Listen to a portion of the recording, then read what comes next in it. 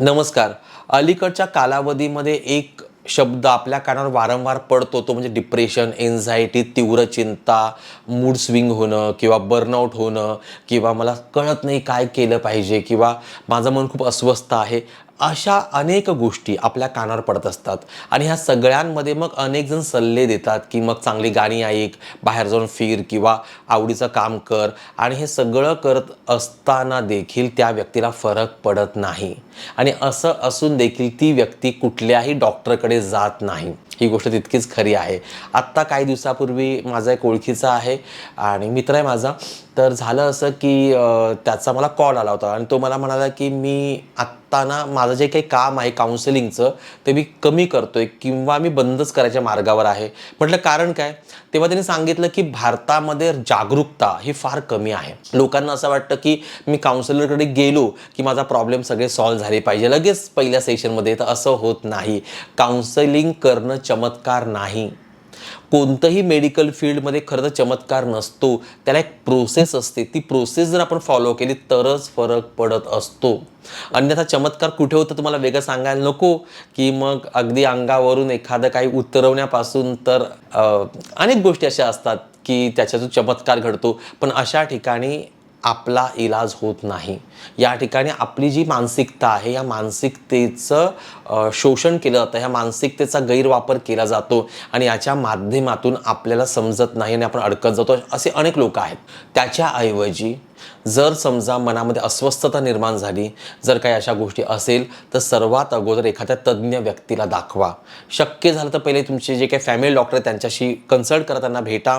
ते तुम्हाला योग्य सल्ला देतील आणि याच्या माध्यमातूनच तुम्ही हळूहळू स्वतःला डेव्हलप करा.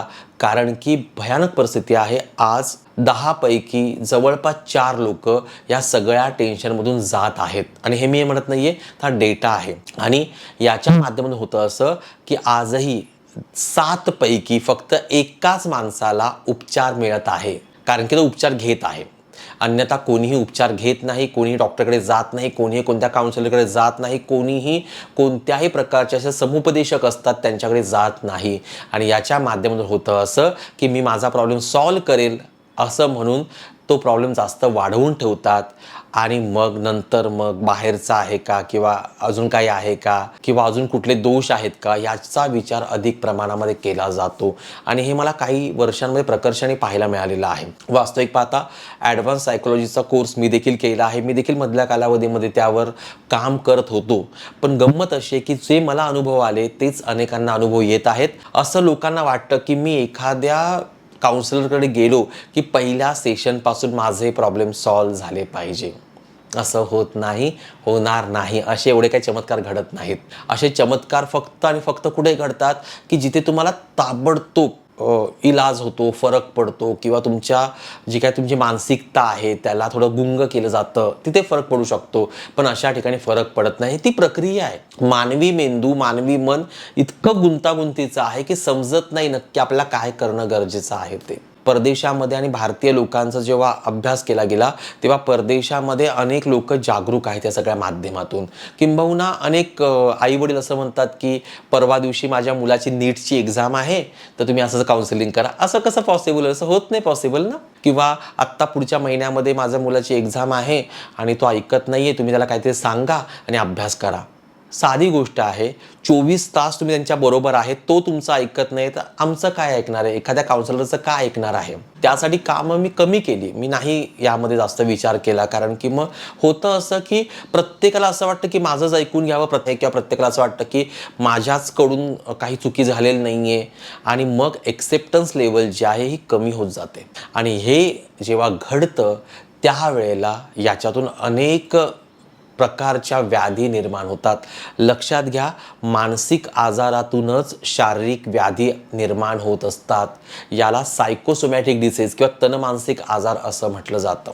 यासाठी आधी विचार करा. बऱ्याच वेळेला असं होतं की एखाद्या व्यक्तीची गुडघेदुखी असते, गुडघेदुखी आहे किंवा पाठदुखी आहे, कंबरदुखी आहे, कारण कधी वेगळंच आहे आणि कारण असं त्यांच्या विचारांमध्ये.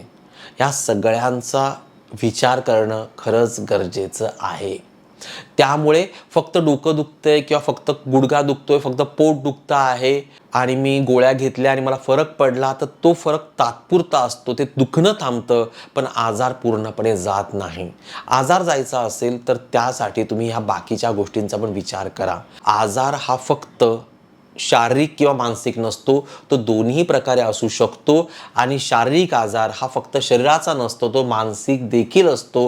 ही गोष्ट ज्या वेळेला आपल्या डोक्यामध्ये फिक्स होईल त्या दिवशी आपल्याला समजेल की खरंच आपण सायकोलॉजिकल काउन्सिलिंग घेणं किती गरजेचं आहे. स्टेप बाय स्टेप तुम्ही जाऊ शकता. एखाद्या चांगल्या व्यक्तीचा सल्ला तुम्ही घेऊ शकता. अनेक वेळा असं होतं की आपल्याला आपलं म्हणणं जे आहे हे ऐकणारं कोणी नसतं. तुम्ही त्या व्यक्तीला ती गोष्ट तुमची सांगू शकता तुमच्या मनातली आणि तुम्ही स्वतःवर उपाय करून घेऊ शकता. सोपे सोपे उपाय असतात, सोप्या सोप्या ट्रिक्स असतात, त्याचा विचार तुम्ही करू शकता. अलीकडे CBT किंवा REBT सारख्या ज्या टेक्निक्स आहेत ह्या देखील खूप चांगल्या डेव्हलप होत आहेत किंवा फ्लॉवर रेमेडीज आहेत ह्या देखील खूप चांगल्या डेव्हलप होत आहेत. तुम्ही याचा वापर करून घेऊ शकता. जे काउन्सिलर असतात ते तुम्हाला सांगतात की आता काय करणं गरजेचं आहे. काही गोष्टी तुम्ही दररोज लिहा, त्या तुम्ही डेली फॉलो करा. तुम्ही तुमचं जीवन रुटीन बदला, तुमचे दिवसाचा दिनक्रम आहे तो बदला, त्याच्यातून तुम्हाला फायदा होणार आहे. असं अनेक ते लोक सांगतात कारण त्यांचा अभ्यास असतो. आणि सायकोलॉजी किंवा मेडिकल फील्ड जे आहे हे हजारो लोकांवर एक्सपेरिमेंट केल्यानंतर आपल्यापर्यंत येतं. त्यामुळे ते खूप ऑथेंटिक आहे, गरजेचं आहे आणि त्या माध्यमातून आपण आपले प्रॉब्लेम सॉल्व करू शकतो. याचबरोबर हिलिंग आहे, मेडिटेशन आहे किंवा स्वतः दररोज ध्यानधारणा करणं आहे. या सगळ्या गोष्टी तितक्याच गरजेच्या आहेत, तितक्या उपयोगाच्या आहेत. याच्या माध्यमातून देखील आपण आपले प्रॉब्लेम सॉल्व करू शकतो. गरज आहे आपण योग्य व्यक्तीपर्यंत पोहोचण्याची आणि त्या व्यक्तीने आपल्याला जे काही सांगितलेलं आहे ते योग्य पद्धतीने आपण आत्मसात करण्याची. आणि सर्वात महत्त्वाची गोष्ट संयम. मी आज केलं आणि उद्या फरक पडणार असं होत नाही. कदाचित फरक पडायला काही आठवडे, काही महिने देखील लागू शकतात, पण संयम महत्त्वाचा असतो. पण फरक पडतो हे मात्र तितकंच खरं आहे, कारण आपण हे सगळ्या गोष्टी ज्या आहेत या अभ्यासाअंती आपल्यापर्यंत आलेल्या आहेत. अभ्यास अजूनही होतोय आणि तो होतच राहणार आहे. हा व्हिडिओ तुम्हाला कसा वाटलाय नक्की सांगा. त्याचबरोबर दिनांक 10 ते 13 मे 2026ला आपण रेकीचं सेशन करतो आहे, लेवल 1 आणि लेवल 2. याविषयी अधिक माहिती हवी असेल तर ह्या क्रमांकावर तुम्ही संपर्क करा. हा व्हिडिओ कसा वाटला नक्की सांगा. भेटूया पुढच्या व्हिडिओमध्ये. तोपर्यंत स्वतःची काळजी घ्या, मस्त बिंद्राचा आनंदी राहा आणि त्याचबरोबर आपला व्हिडिओ जो आहे तो अधिकाधिक व्यक्तींपर्यंत पोहोचवा. तुमच्या स्टेटसवर नक्की ठेवा, जेणेकरून याचा लाभ जो आहे तो अनेकांना होणार आहे. धन्यवाद.